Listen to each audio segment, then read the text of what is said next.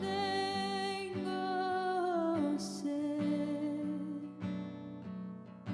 solo de ti.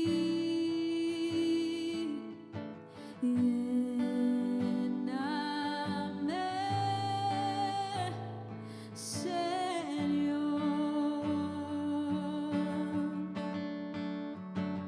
Dile, lléname,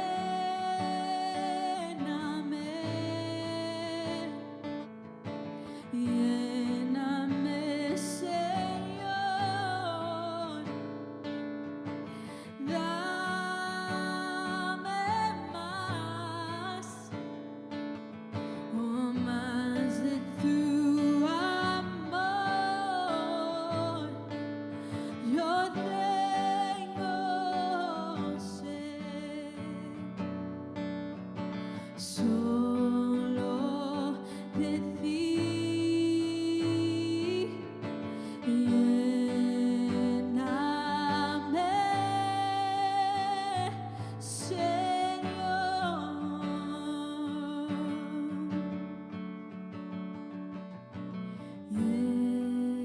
Lléname,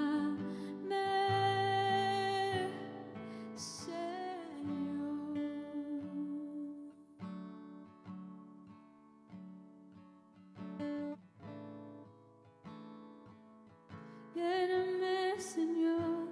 Levanta tus manos. Oh,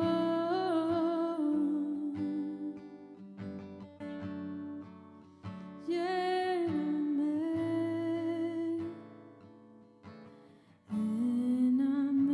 Señor.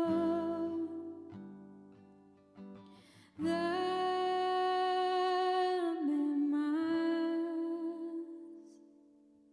más de tu amor. Yo tengo sed,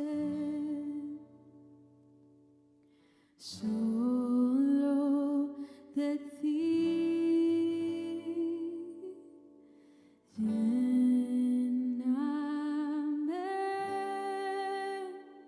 Señor.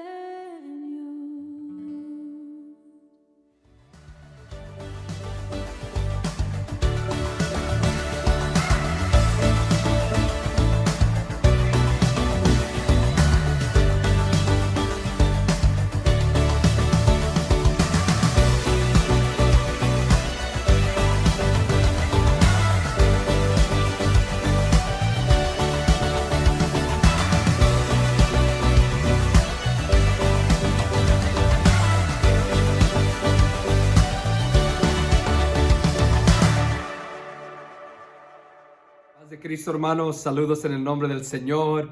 Una vez más es su pastor Jonathan Garza, aquí, hermanos, listos para compartir la palabra. Le doy gracias al Señor una vez más, hermanos, por la oportunidad de poder comunicar su palabra, conectar con cada uno de ustedes, hermanos, en sus casas y todos los que los están escuchando en este video.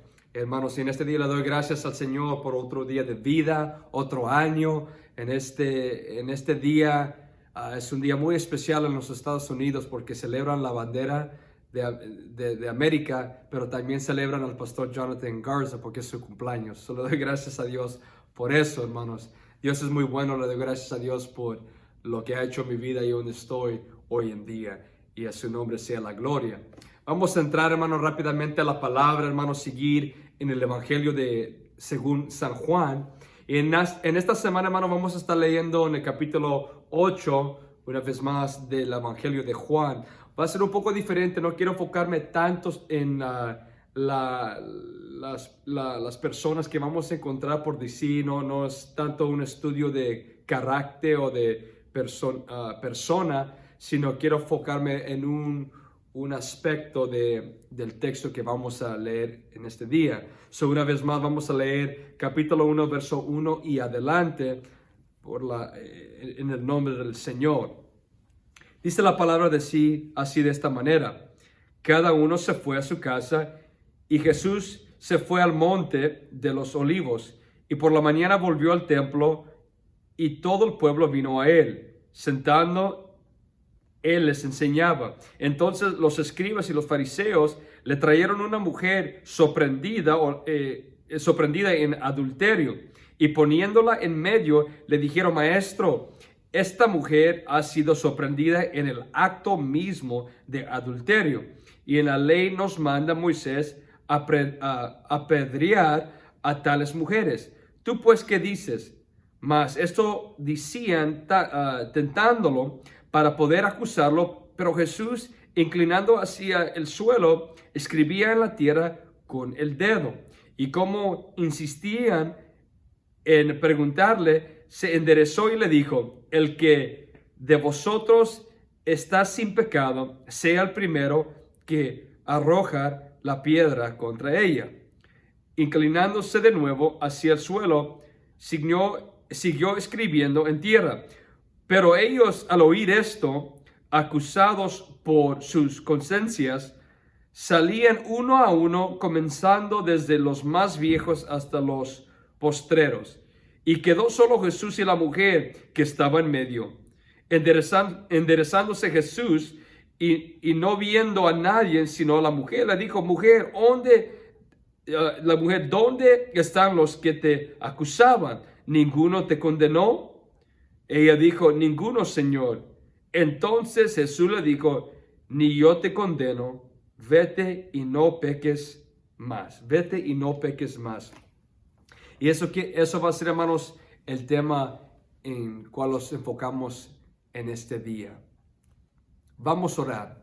Señor, venimos delante de ti en este momento para darte la gloria, darte la honra, porque no hay nadie como tú, Señor. Eres bueno, eres misericordioso, sea con nosotros, Señor. Y Señor, yo pido en este día que lo ministres a nuestros corazones, que los ayudes, Señor, en el nombre de Jesucristo, Señor. Recibe toda la gloria, toda la honra, en el nombre de Jesucristo. Y todos dicen amén.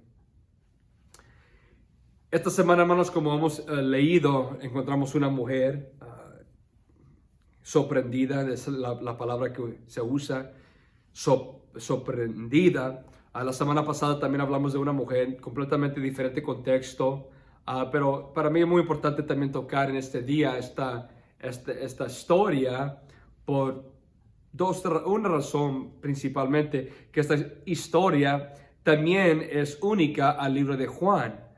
Es única al libro de Juan, no se encuentra en los evangelios sinópticos, solo en el evangelio de Juan.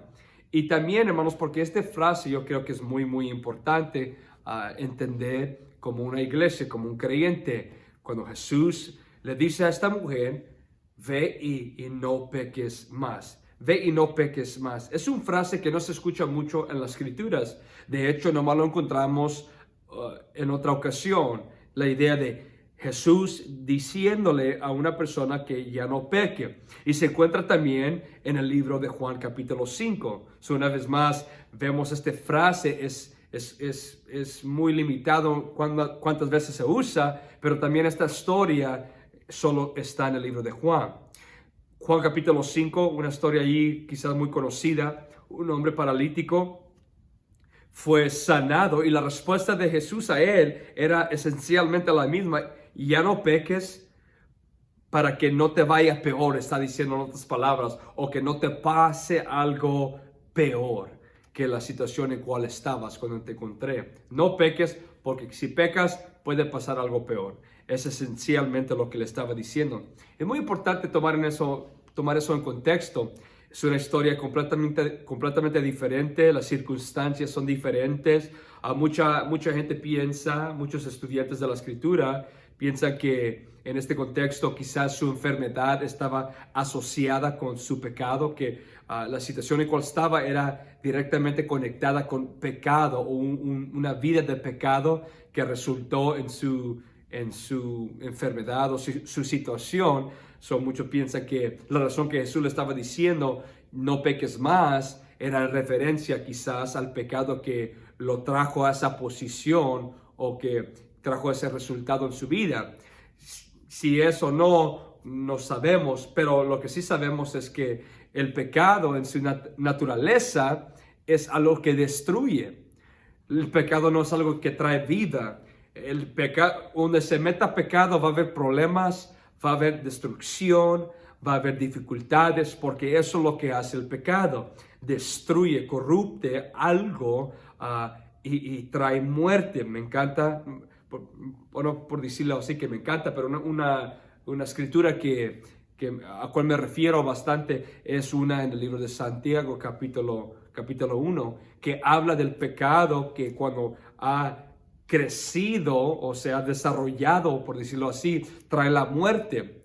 No nomás trae destrucción, trae problemas, trae una separación con uno y Dios, a su relación, pero trae problemas y separación en nuestras relaciones, cualquier relación que tenemos, y al fin trae la muerte. Aquí Jesús también, como mencioné, está diciendo, ya no peques, aprovecha de esta oportunidad que se ha dado, esta oportunidad de ser perdonado, de ser sanado. Y la segunda es en esta ocasión, esta mujer que encontramos, que Jesús le dice, ya no peques. ¿Qué es lo que está sucediendo aquí en esta historia? Lo que vemos es aquí Jesús está siguiendo su ministerio, está predicando, está ministrando a la gente, y hay gente que lo está siguiendo. Jesús se levanta, va al templo para ministrar, para seguir enseñando. Y estos fariseos, estos hombres religiosos, quieren encontrar una razón por la cual acusar a Jesucristo. Encuentran una mujer sorprendida en el acto de adulterio y se la llevan delante de Jesucristo y la tiran allí enfrente de él mientras que está enseñando. Interesantemente, que fácilmente supieron dónde buscar una mujer cometiendo adulterio. Un pensamiento, ¿no? Que no se les hizo muy duro encontrar una mujer. Sabían el lugar donde iban a encontrar una mujer en el acto, y la traen con el propósito de acusar a Jesucristo. Es importante. No era un amor, un celo para la ley, no era por querer tener justicia y juzgar a la mujer por el acto que cometió, sino era para acusar a Jesucristo. Estaban disponibles y listos para sacrificar a esta mujer, esencialmente para tener una razón por la cual acusar a Jesucristo. Estos hombres religiosos, y es importante tomar eso en cuenta, cuando estos hombres religiosos que se creían justos no realmente querían a la gente o tenían en cuenta o en mente el bienestar de la gente, sino buscaban una vez más razón por la cual juzgar a Cristo. Están citando la ley de Moisés, que conforme a la ley era justo la recompensa, por decir, de muerte o ser pedreada con el acto de cometer adulterio. Aquí Cristo se encuentra en una situación difícil, por decir así. Está en la situación que puede tomar dos rutas. Puede tomar la decisión de estar de acuerdo con lo que dice la ley y lo que están requiriendo estos hombres religiosos de pedrear a la mujer, o podía tomar una diferente posición y decir, no, ten misericordia de ellos. Ellos no les importaban, por decir, porque la situación en que se encontraba Jesucristo era si estuviera de acuerdo de apedrear a la mujer, se iba a presentar como un hombre que no era misericordioso, no era un hombre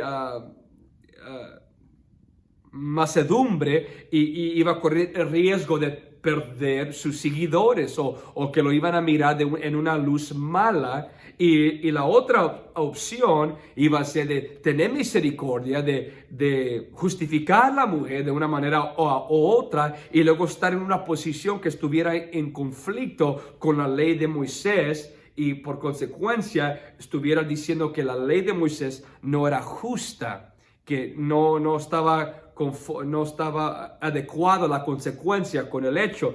Era una decisión muy dificultosa de las dos maneras. Pero cómo responde Jesucristo nos dice mucho de esto. También algo interesante tomar en cuenta, uno de los patriarcas de la iglesia, de la historia, que se llama Agustín de Hippo, los ayuda a traer a luz mucho de lo que está sucediendo aquí en esta historia. Los explica que en los salmos los da de entender características que que iba a tener el Mesías cuando venía a la tierra, o iba a manifestarse en la tierra. Iba a ser un Mesías veracidad, iba a tener veracidad, iba a ser mansedumbre y iba a ser justo. Estos eran características que Jesucristo demostraba en su ministerio, y estos hombres religiosos lo supían, y por eso quería aprovecharse de su carácter, querían utilizar su disposición de tener misericordia para juzgarlo. Y estos hombres estaban atormentados por la bondad, la mansedumbre y la justicia de Jesucristo. Aquí vemos una vez más la respuesta de Jesucristo. Nos dice mucho de cómo nosotros debemos de responder al pecado. No nomás en la vida nuestra, pero también en la vida de la gente alrededor de nosotros. ¿Qué quiere decir con esto, pastor? Pues es importante ver algo, que la palabra dice que él no la juzgó tampoco, y que demandó de ella que ya no pecara más. No la juzgó, se quedó en silencio y no la juzgó. Para mí es algo muy importante tomar en cuenta eso. Una escritura que me encanta, que se encuentra en el libro de Gálatas capítulo 6, verso 1. Gálatas capítulo 6, versículo 1. Pablo los está animando a la iglesia, a los hermanos. Si hay uno que ha caído, que ha caído en el pecado, que nosotros que somos espirituales, restaurar esa persona en un espíritu mansedumbre. En otras palabras, o lo que está diciendo, considerando usted mismo que usted no sea tentado. La respuesta de la iglesia, como la respuesta de Jesucristo y de cada creyente, que si uno cae en pecado, refiriendo a un hermano, una hermana, que nuestra responsabilidad debe de ser restaurar a uno. No tener una disposición así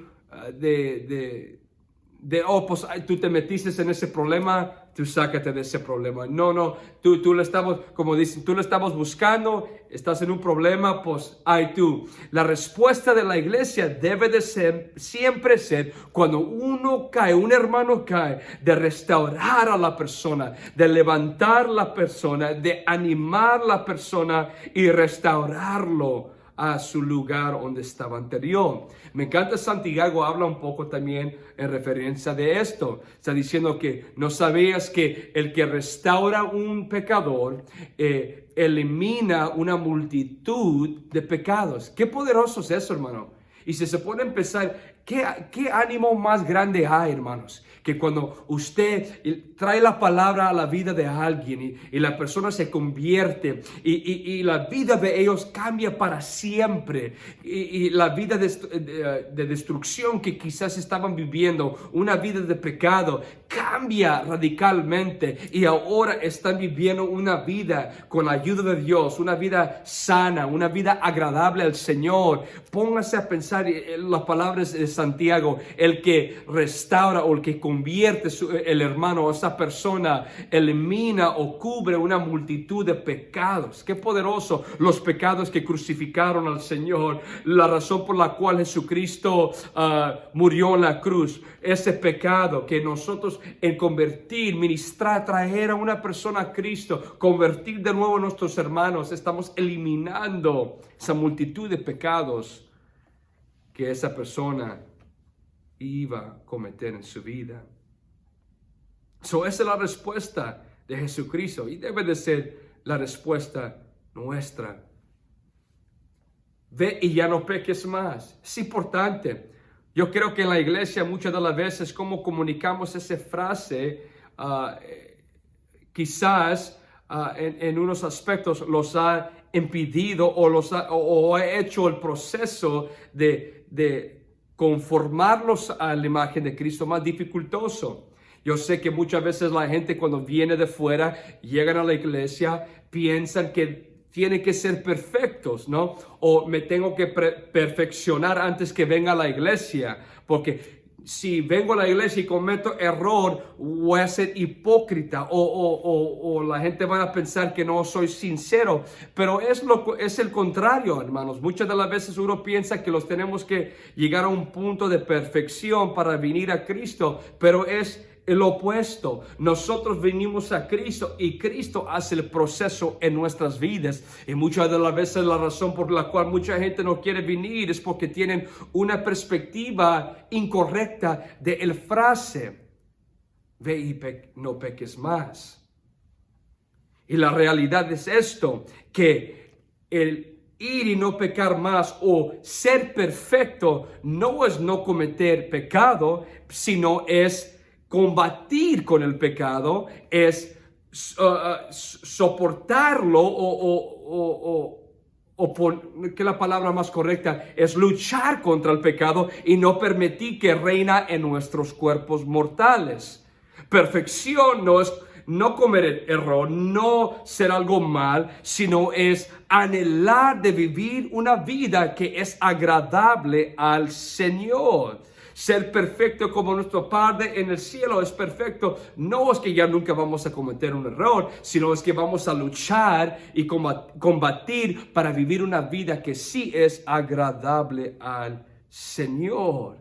¿Cómo es que sucede eso? ¿Cómo es que puedo luchar? Es intencionalmente, porque el pecado no se vence así por coincidencia, pero sin embargo es algo que nosotros tenemos que luchar contra. ¿Cómo sucede esto? Jesucristo dijo de esta manera en Lucas capítulo 9, verso 23. Si cualquiera quiere seguir en pos de mí, que se niegue él mismo, tome su cruz diaria y sígueme. Toma su cruz y sígueme. ¿Cómo es que el pecado se vence? ¿Cómo es que podemos obtener esa misericordia de Dios y ir adelante viviendo una vida sin temor del pecado y confiar que vamos a vivir una vida que es agradable delante del Señor? Es crucificarnos cada día. Diariamente no permitir que el pecado reina en nuestra vida, sino tenemos que crucificar la carne para poder caminar en el Espíritu. Gálatas me gusta cómo presenta la imagen. Dice que la carne y el Espíritu luchan una contra la otra. Y mientras que estamos en la carne, estamos en esta tierra, tenemos que luchar contra esta carne cochina que los quiere llevar al infierno. Tenemos que pelear y luchar contra esos deseos, porque la tentación no viene por afuera, sino viene de dentro. Santiago no deja que nadie diga cuando es tentado que es tentado de Dios, sino cada uno es tentado cuando es llevado por sus propios deseos.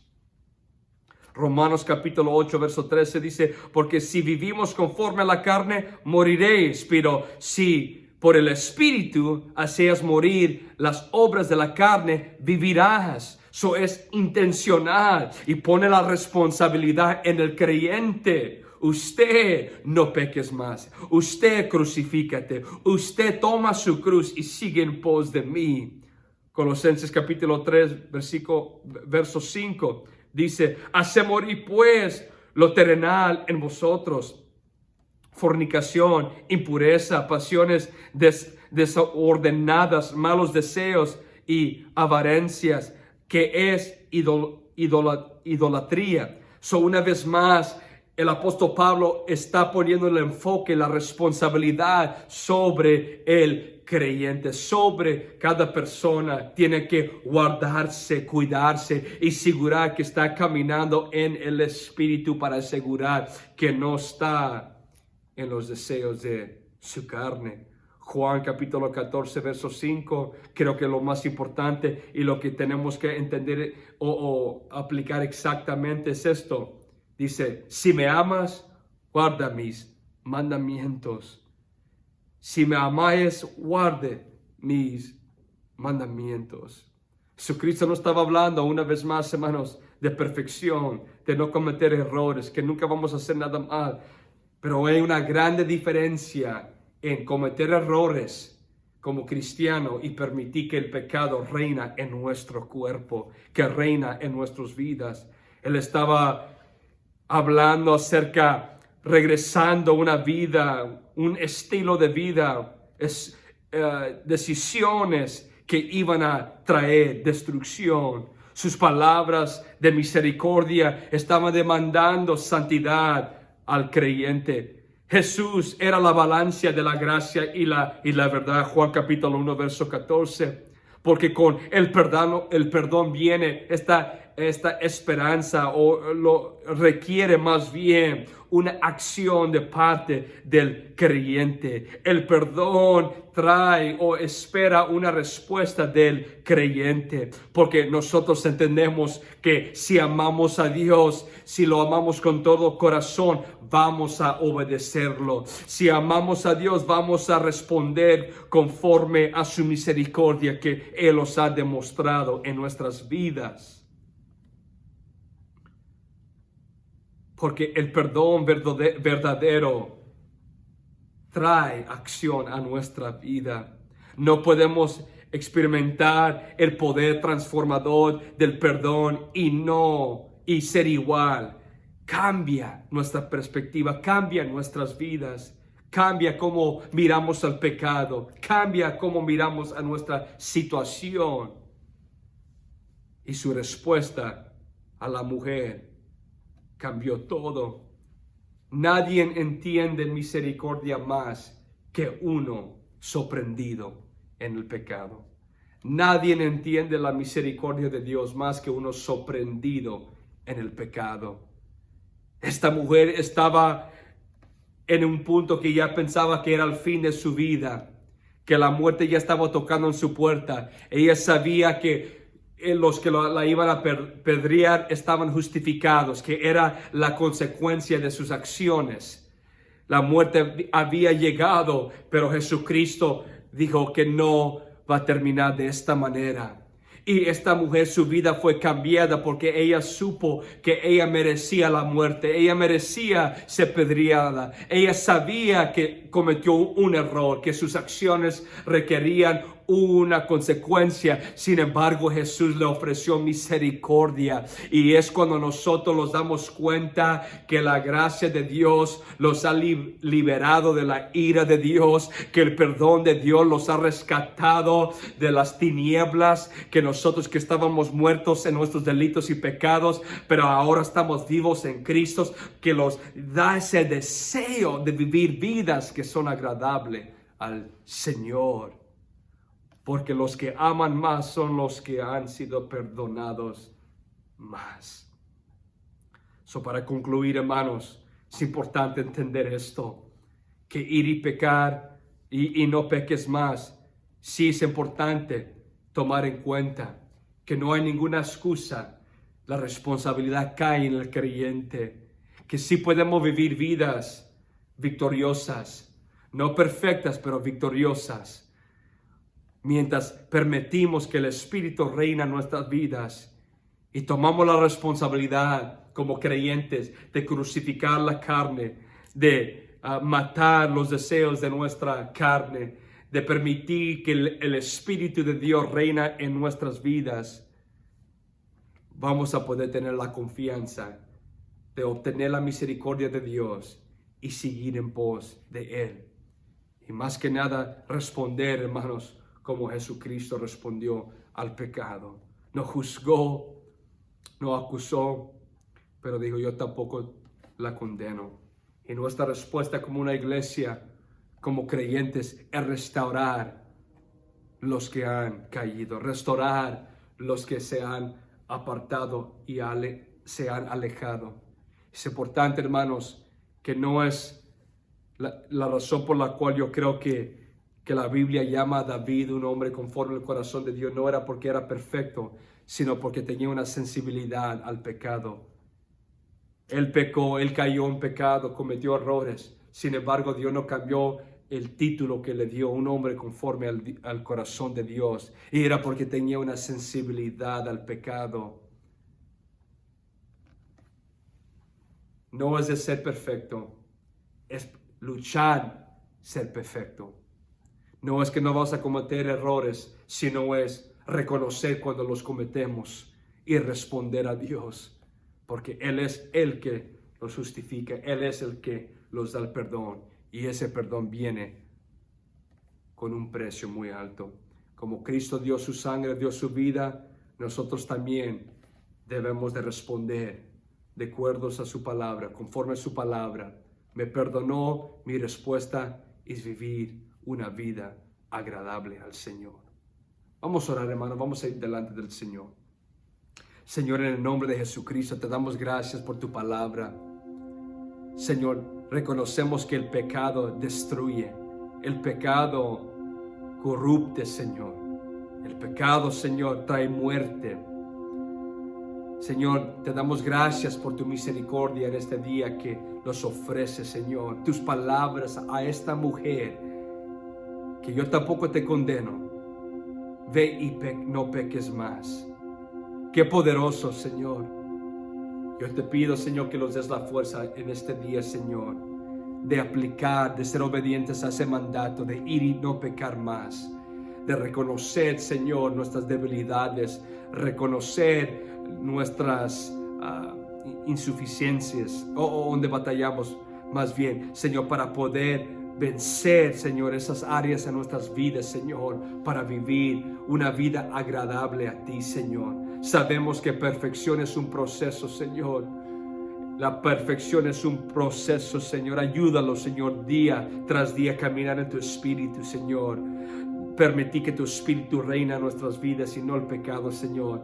Y mantener nuestros ojos fijos en ti, Señor, mientras que corremos este camino, Señor. Y no permití que el pecado los impide, Señor, sino seguir adelante, Señor, con nuestros ojos fijos en ti, el autor y consumador de nuestra fe. En el nombre de Jesucristo, Señor. Gracias, Señor, por tu palabra, por tu bondad, Señor. En el nombre de Jesucristo. Amén. Hermanos, los amamos en el Señor. Vamos a seguir adelante. Estamos orando por ustedes, hermanos. Mi deseo es que estén bendecidos, en buena salud. Que Dios los bendiga, hermanos. Y los vemos la semana que viene con la ayuda de Dios.